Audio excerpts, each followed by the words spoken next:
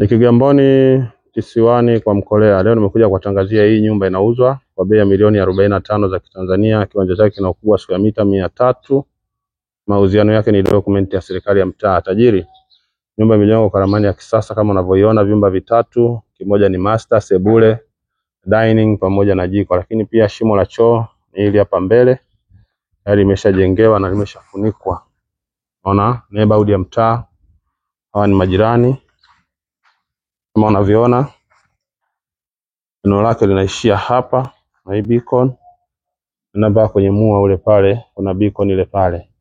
Neighborhood ya mtaa, majirani hawa hapa. Unaona? Mtaa mmoja mzuri. Mita chache kutoka hapa kuelekea barabara kubwa ya lami inayoelekea kivukoni.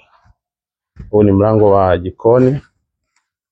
Atuwe tukaingia kulingana na mhusika wa funguo hayupo. Hiki hapa ni chumba master.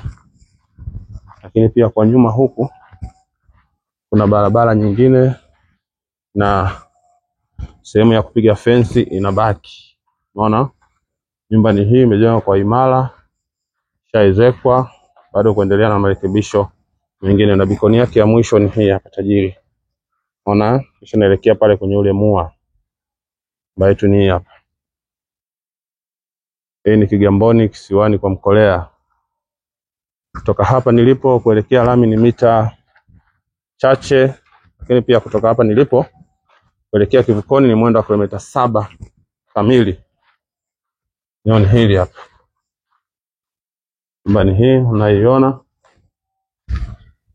Ishafungwa magrill, ishapigwa plaster, ishajazwa kifusi ndani. Wewe karibuni sana Kigamboni na asanteni kwa kunisikiliza.